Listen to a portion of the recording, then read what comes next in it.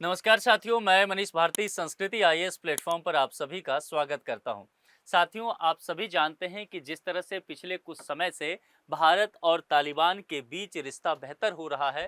तालिबान सरकार के प्रतिनिधि भारत विजिट पर भी आ चुके हैं और इसके अलावा हम सभी जानते हैं कि कतर से भी एक न्यूज आया था कि कतर तालिबान के जो सरकार के प्रतिनिधि हैं और भारत सरकार के कुछ अधिकारियों के बीच कुछ बातचीत कराने की मध्यस्थता कर रहा है। ये तमाम खबर देखे गए हैं और खुल कर के अब जो है दोनों देशों की सरकार जो है वो आपस में बातचीत करते हुए नजर आ भी रही है। अब इन तमाम चीजों की वजह से क्या हुआ है कि पाकिस्तान को ये समझ में आ गया है कि भारत और अफगानिस्तान के बीच एक बार फिर से नए तरीके से रिश्ता आगे बढ़ रहा है। हम सभी जानते हैं कि किस तरह से भारत का बहुत अच्छा खासा इन्वेस्टमेंट अफगानिस्तान में बना हुआ है। अफगानिस्तान की पार्लियामेंट हो, चाहे वहां का जो सलमा डैम हो, वहां के बहुत सारे जो परिवहन के क्षेत्र हैं, इन तमाम चीजों पर भारत ने बहुत इन्वेस्टमेंट किया है। तो भारत नहीं चाहेगा कि तालिबान के आने की वजह से वहां पर उनके बीच विश्वास टूटे, संबंध खराब हो और इसका फायदा चीन को मिले या पाकिस्तान वहां पर कुछ नुकसान करने की कोशिश कर सके। तो भारत सरकार भी लगातार इन तब चीजों को लेकर के सकारात्मक पहलू पर नजर दे रही है।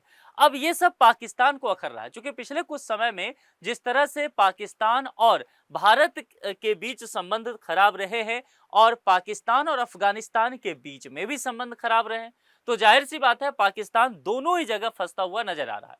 अब पाकिस्तान को दिख रहा है कि अफगानिस्तान भारत दोनों फिर से अच्छे संबंध बनाते नजर आ रहे हैं, तो अफगानिस्तान पर एक तरह से पाकिस्तान टारगेट कर रहा है। और ये टारगेट इस बार जो है वो सैन्य तरीके से नहीं है, बल्कि धार्मिक आधार पर कुछ टिप्पणी किया गया है और पाकिस्तान की आर्मी के प्रवक्ता के द्वारा कहा गया है। और यहां तक इस तरह के स्टेटमेंट की बात की गई है कि यहां पर जो भारत और अफगानिस्तान के बीच जो बातें चल रही है, दरअसल ये एक तरह से कहा गया है धर्म को टारगेट करते हुए कि जो सही मायने में मुसलमान होगा वो काफिरों से दोस्ती नहीं करेगा। भारत मतलब काफिर यानी कि हिंदुओं का देश। ये बात यहां पर कहा गया है कि कुरान को मानने वाले जो है उन्हीं से दोस्ती मुसलमानों को करना चाहिए। और ये बात जो है पाकिस्तानी सेना के मुख्य प्रवक्ता लेफ्टिनेंट जनरल अहमद शरीफ चौधरी ने ये टिप्पणी करते हुए यहां पर कहा, जिस तरह से पिछले कुछ समय में ये दौरा वगैरह भी हुआ था। हिंदुस्तान टाइम्स और दुनिया भर के अखबार जो है अब इस तमाम चीजों को लेकर के यहां पर इनके स्टेटमेंट को सीधे तौर पर दिखाता हुआ नजर आ रहा है, जिसमें इन्होंने एक और स्टेटमेंट की चर्चा किया है जिसमें मास्टर और स्लेव शब्द का इस्तेमाल किया गया है। मास्टर और स्लेव कहने का तात्पर्य हुआ कि कहा गया कि जिस तरह से संबंध आगे बढ़ रहा है इसमें इंडिया मास्टर है और स्लेव कौन है, तो अफगानिस्तान। तो कुल मिलाकर के ध्यान रखिएगा, ये दोनों देशों के संबंध को एक तरह से पाकिस्तान चाहता है कि किसी तरह से इसको तोड़ा जाए।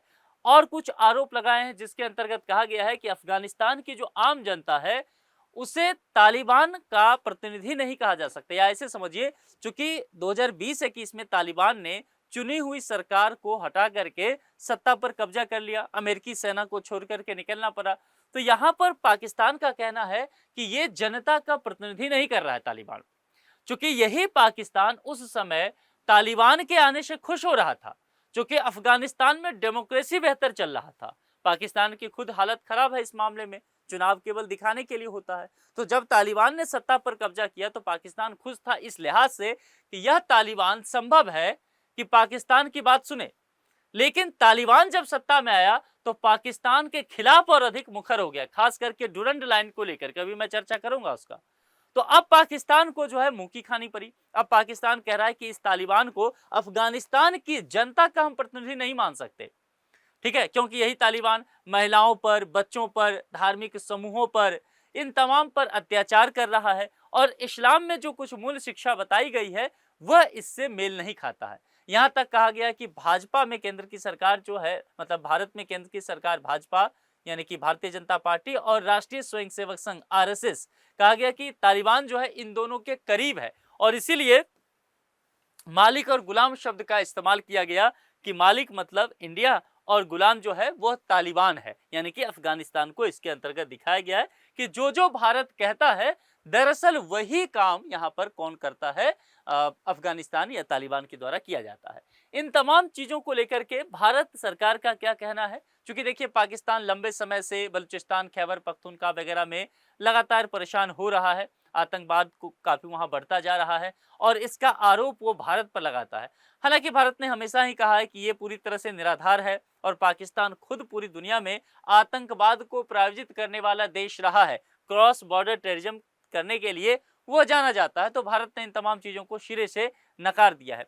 अब देखिए, अभी जो फिलहाल बयान आया है पाकिस्तानी आर्मी के प्रवक्ता का, इसके पीछे कुछ महत्वपूर्ण पहलू भी हैं, उसको टटोलने की आवश्यकता है कि आखिर ऐसा क्यों है। इसके लिए हमें यह समझना पड़ेगा कि पाकिस्तान और अफगानिस्तान के बीच टेंशन क्या है, मुख्य वजह क्या है। जबकि एक समय तालिबान जब आया था तब तो पाकिस्तान की सेना और सरकार खुश हो रही थी 2020-21 में, फिर अब क्यों टेंशन हो रहा है? उसकी मुख्य वजह अगर आप देखेंगे तो यह अंतर्राष्ट्रीय सीमा है। यह अंतर्राष्ट्रीय सीमा क्या है? यह अंतर्राष्ट्रीय सीमा जो आपको देखने को मिलेगा, यह अफगानिस्तान और पाकिस्तान के बीच है। इसको कहा जाता है डूरन लाइन। अब पाकिस्तान इस डूरन लाइन को मानता है अंतर्राष्ट्रीय सीमा, क्योंकि उस वक्त अगर देखा जाए अफगानिस्तान के शासक और उस वक्त ये जो था वह ब्रिटिश इंडिया था, तो ब्रिटिश इंडिया और अफगानिस्तान के बीच के जो एक शासक हैं उसके बीच ये समझौता हुआ था कि ब्रिटिश इंडिया और अफगानिस्तान के बीच ये सीमा रेखा होगा डूरन लाइन।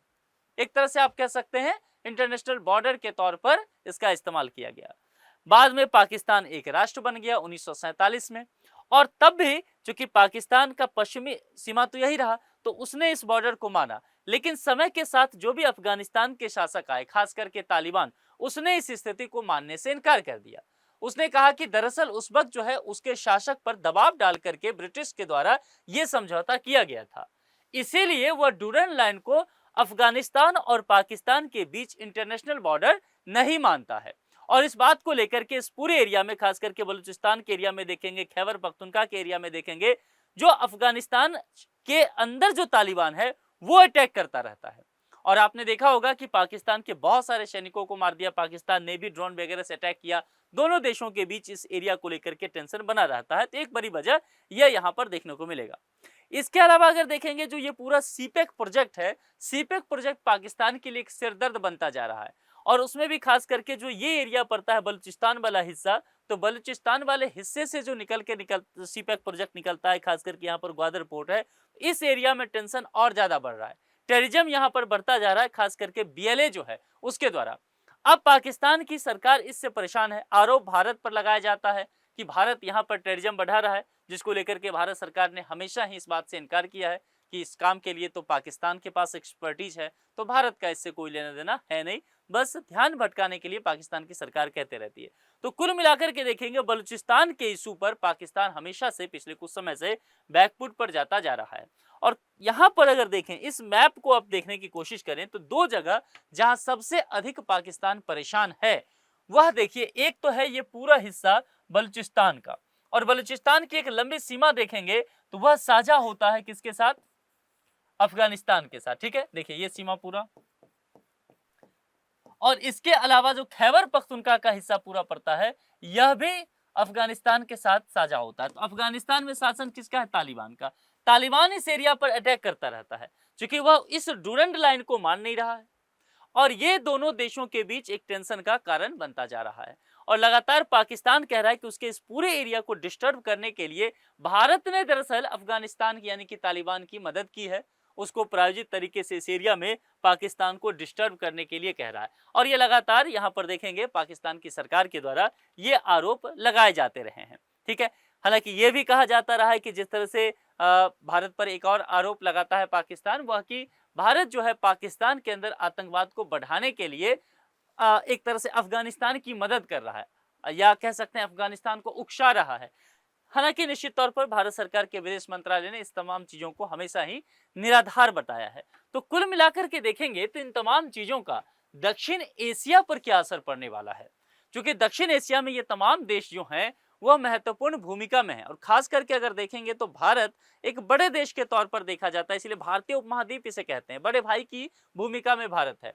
इस लिहाज से देखा जाएगा तो भारत को अपना हित तो साधना ही है, इसके अलावा दूसरे के हित का भी ध्यान रखना है। और जिस तरह से मैंने कहा अफगानिस्तान में तालिबान आया, तो तालिबान से लंबे समय तक किसी भी सरकार से बात ही नहीं की, आज भी भारत सरकार मान्यता नहीं देती है ना, लेकिन बातचीत का रास्ता धीरे धीरे शुरू किया गया है। अगर पाकिस्तान लगातार और पाकिस्तान की सेना इस क्षेत्र में लगातार इस तरह के प्रयास करते रहेंगे कि अफगानिस्तान पर अटैक किए जाएं, तो निश्चित तौर पर आने वाले समय में आपको इस क्षेत्र में यानी कि दक्षिण एशिया के क्षेत्र में तनाव और चुनौती बढ़ने की और आशंका देखने को मिलेगी। एक प्रश्न यहाँ पर है जिसका जवाब आप कमेंट बॉक्स में लिख करके बताएंगे। और आप मुझे बताइए कि आपको क्या लगता है कि जिस तरह से भारत और तालिबान यानी कि अफगानिस्तान एक साथ आता हुआ दिख रहा है पिछले समय से, क्या वाकई पाकिस्तान डर गया है? क्या वाकई पाकिस्तान को लगता है कि इन दोनों के बीच वो सैंडविच बन जाएगा, यानी कि चिपक के रह जाएगा? है ना? आपके जो भी विचार हैं कमेंट बॉक्स में लिख करके जरूर बताइए। लेक्चर को शेयर कीजिए और चैनल को सब्सक्राइब जरूर कर लीजिए। आज के लिए इतना ही। जुड़ने के लिए आप सभी का बहुत बहुत शुक्रिया। Thank you so much.